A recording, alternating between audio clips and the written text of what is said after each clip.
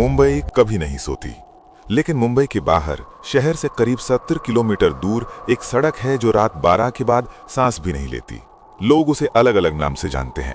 कोई कहता है काली सड़क, कोई कहता है मौत का मोड़, और ट्रक ड्राइवर बस उसे कहते हैं वो सड़क जहां रुकना मतलब मरना। अगर मेरी ये रिकॉर्डिंग किसी को मिल जाए, रात के 2:17 पर एक टूटी फूटी आवाज में बोले गए ये शब्द आज भी एक पुराने मोबाइल में कैद हैं। अगर मेरी ये रिकॉर्डिंग किसी को मिल जाए तो मेरी बीवी से कहना कि मैं उसे धोखा नहीं दे रहा था, मैं बस वहां फंस गया था।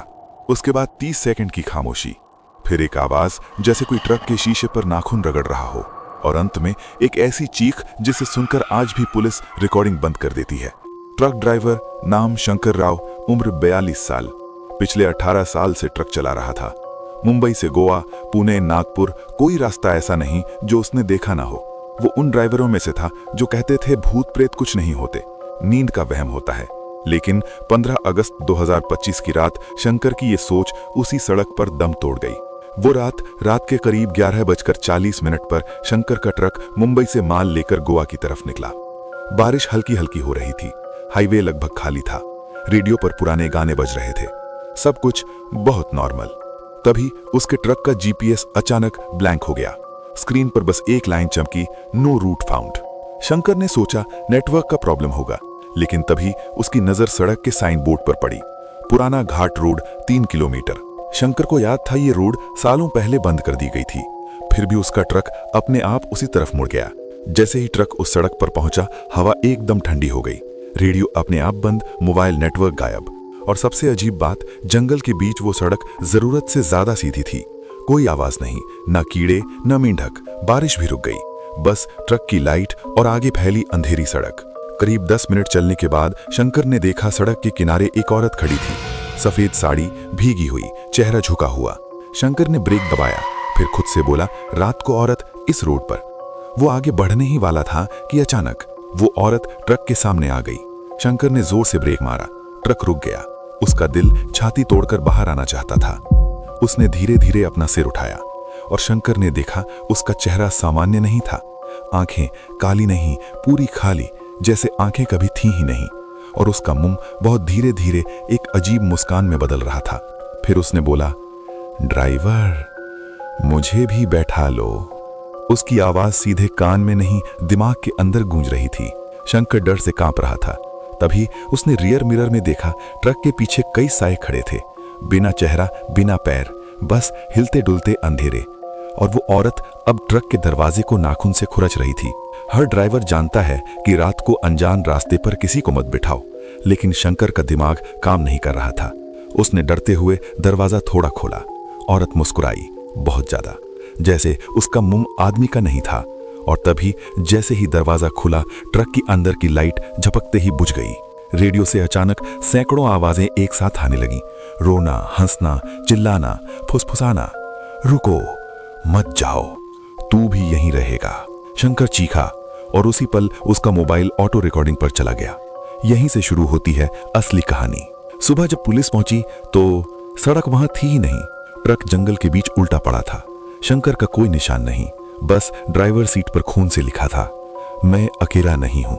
मुंबई पुलिस के लिए शंकर राव का केस एक साधारण मिसिंग ट्रक ड्राइवर का मामला था, लेकिन जैसे ही केस फाइल क्राइम ब्रांच तक पहुंची, उस पर लाल स्याही में लिखा गया था, do not investigate at night.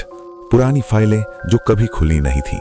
Inspector Avinash कदम 20 साल की सर्विस में कई एनकाउंटर, कई लाशें, कई रहस्य देख चुका था, लेकिन जिस फाइल को उसने खोला, उसके पहले पन्ने पर लिखा था, पुराना घाट रोड, अस्तित्व संदिग्ध। अविनाश को अजीब लगा। सरकारी रिकॉर्ड के हिसाब से उस जगह पर कोई सड़क थी ही नहीं। फिर सवाल यह था, शंकर का ट्रक वहां पहुंचा कैसे? 1973 जब पहली बार किसी ने शिकायत की।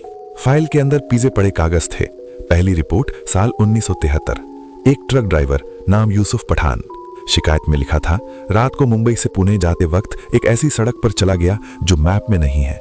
वहां से लौटकर मैं अकेला नहीं आया। 3 दिन बाद यूसुफ ने आत्महत्या कर ली।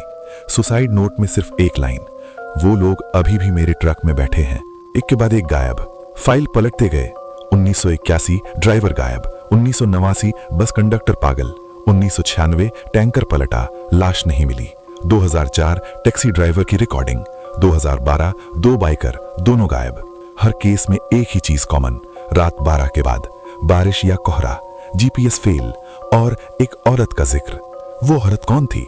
अविनाश ने एक पुरानी फोटो देखी, ब्लैक एंड व्हाइट, सफेद साड़ी में एक औरत जिसका चेहरा जानबूझकर खुरच दिया गया था।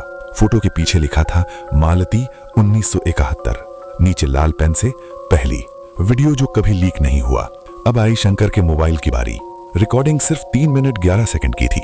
शुरुआत में शंकर की कांपती आवाज, कोई है क्या? ये सड़क वापस क्यों नहीं जा रही? फिर कैमरा अपने आप पीछे की सीट की तरफ मुड़ता है और वहां खाली सीट नहीं, 3 लोग बैठे हैं, लेकिन उनका चेहरा धुंधला है, आंखें नीचे की ओर, शरीर जरूरत से ज्यादा लंबे।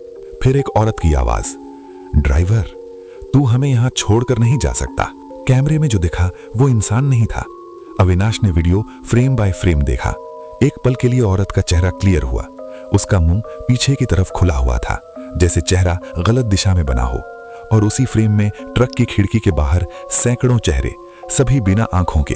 कांस्टेबल देशमुख वीडियो देखते हुए बोला, सर ये सीजीआई तो नहीं लग रहा। और बस इतना बोला, वो सड़क हम सब के नाम जानती है। फाइल के आखिरी हिस्से में एक बंद रिपोर्ट थी। साल 1971, मुंबई से बाहर एक सीक्रेट प्रोजेक्ट, नाम ट्रांजिट रूट 0। मकसद पुराने जंगल को काटकर एक वैकल्पिक रास्ता बनाना। लेकिन खुदाई के दौरान मजदूरों ने एक सामूहिक कब्र खोज ली। 100 से ज्यादा लाशें और सबके चेहरे उल्टी दिशा में मुड़े हुए। काम वहीं रोक दिया गया।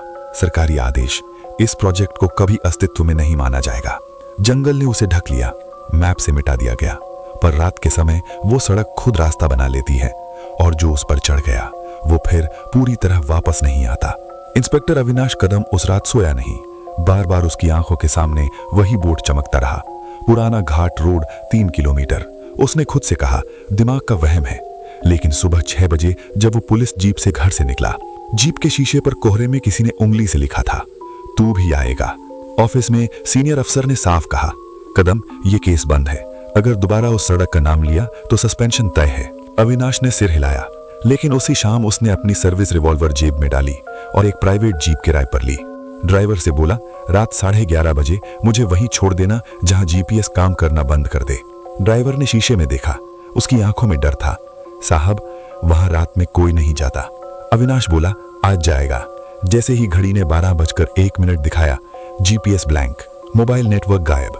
रेडियो से एक पुराना गाना चलने लगा जो बंद ही नहीं हो रहा था, कहीं दूर जब दिन ढल जाए।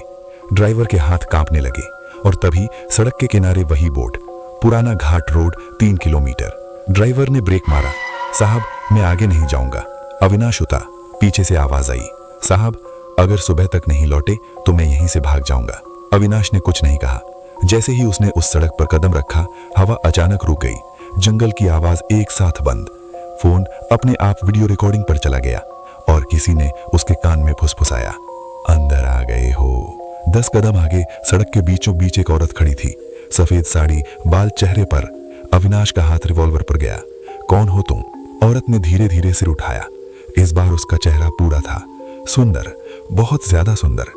मेरा नाम मालती है। उसकी आवाज नरम थी, इंसानी। 1971 में मैंने भी यही सवाल पूछा था, सच जो कभी दर्ज नहीं हुआ। मालती ने बताया, 1971 में वो एक मजदूर थी। सड़क निर्माण के दौरान उसे और बाकी लोगों को जंगल के नीचे एक पुराना मंदिर मिला। मंदिर नहीं, कैद खाना, जहाँ कभी लोगों को जिंदा दीवारों में चुन दिया जाता था। जब अफसरों को पता चला तो सब मजदूरों को उसी जगह मार दिया गया। सरकारी आदेश, कोई गवाह नहीं बचेगा। मालती भी उन्हीं में थी, लेकिन मरते वक्त उसने देखा दीवार के अंदर कुछ था जो कभी बाहर नहीं आना चाहिए था। वो राज क्या था और उस राज को छुपाने के लिए सभी मजदूरों को बेरहमी से क्यों मार दिया गया? इन सभी सवालों का खुलासा होगा भाग 2 में। अगर आप इस भयानक रहस्य का सच जानना चाहते हैं तो अभी चैनल को सब्सक्राइब करें और बेल आइकन को ऑल पर जरूर सेट कर लें, ताकि अगली डरावनी कहानी की सूचना सीधे आप तक पहुंच सके। तब तक के लिए बाय बाय दोस्तों।